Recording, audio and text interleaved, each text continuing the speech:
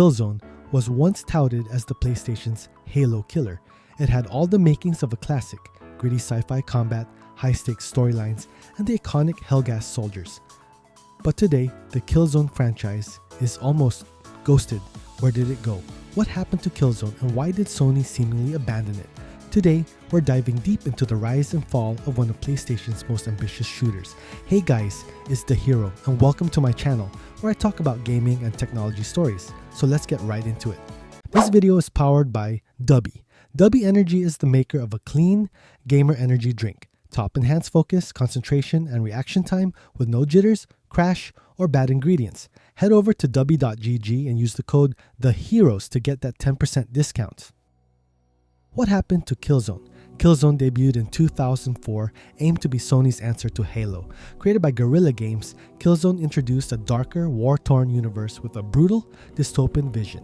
Set in the future where humanity colonized distant planets, the conflict centers around the Helghast, a militaristic faction with striking red eyes and gas masks. They were haunting, almost like Nazi parallels, symbolizing the game's tone.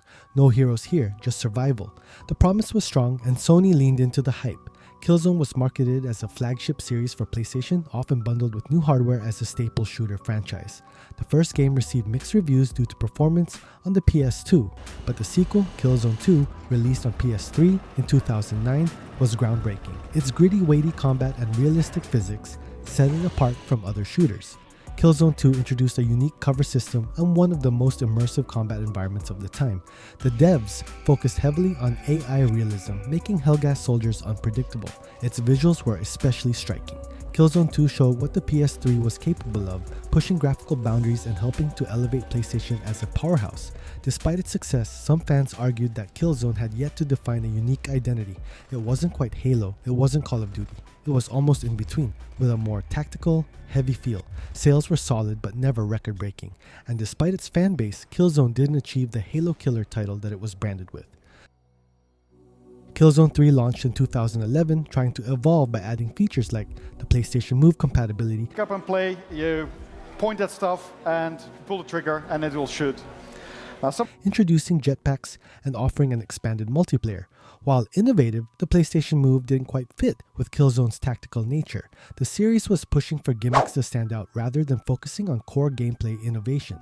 Multiplayer mode was ambitious, but it was also going up against Call of Duty's then unbreakable multiplayer dominance.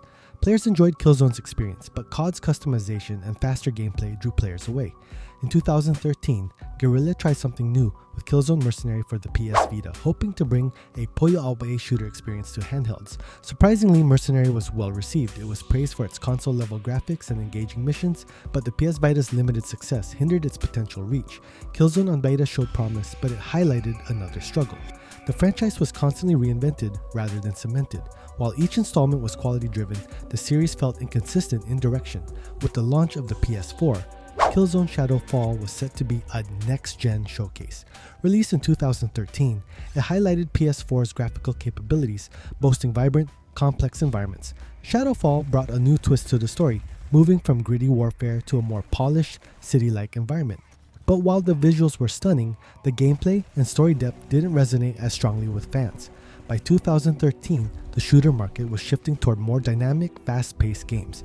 Players were gravitating toward titles with highly competitive multiplayer or innovative single-player narratives like Destiny and Titanfall. After Shadow Fall, Guerrilla Games turned its attention to a new IP, Horizon Zero Dawn, which launched in 2017.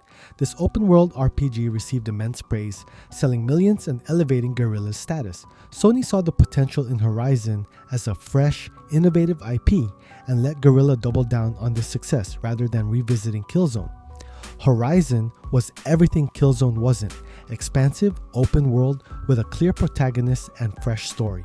It filled the gap Sony needed in its lineup, while Killzone felt like it had already served its purpose in an evolving market.